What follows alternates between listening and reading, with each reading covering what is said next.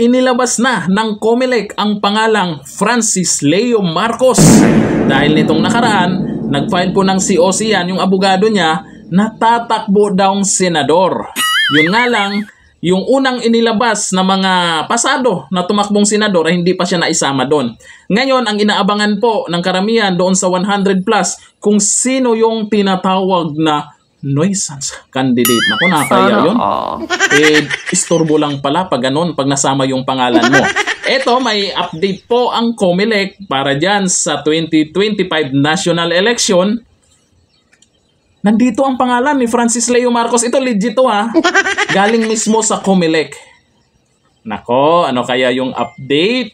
Dito namang COMELEC, masyadong nagmamadali. Inilabas agad November pa lang. Dapat hinintay na maging Pasko para maraming, alam niyo na, yung diskarte ni Francis Leo Marcos. O, eto na.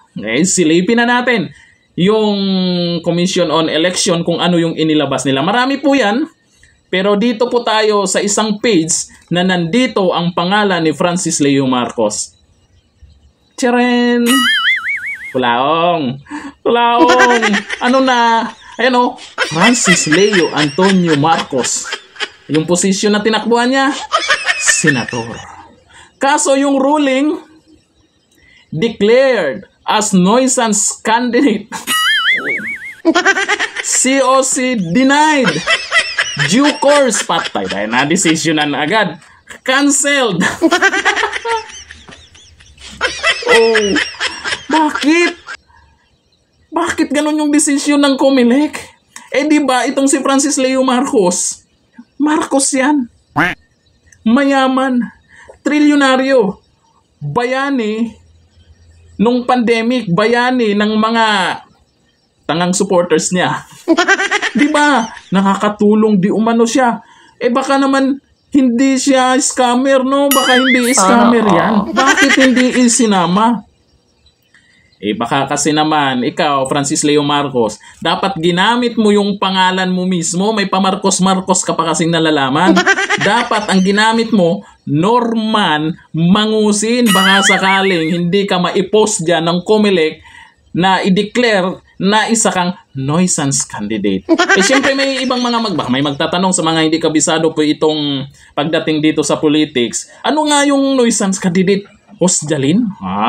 Eh sa Pilipinas may ibig sabihin po dyan. Ang ibig sabihin po dyan sa nuisance pa lang na word, ang isang istorbo na kandidato, ito ay isang opisyal na termino para sa isang naghahangad na kandidato para sa isang pampublikong opisina na ang sertipiko ng kandidatura ay hindi tinanggap ng Commission on Election or COMELEC.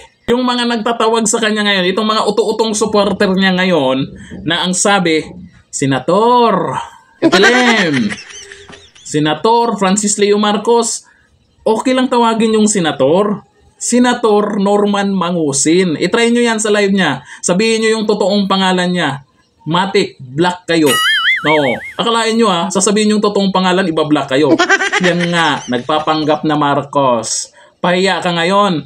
Mababawasan yung kita mo niyan, Francis Leo Marcos. Kasi siyempre, paano na yung gustong tumulong sa'yo o magbigay sa'yo ng campaign fund para sa pagtakbo mong senator? Cancel. Hanggang dito lang. Thank you. Bye-bye.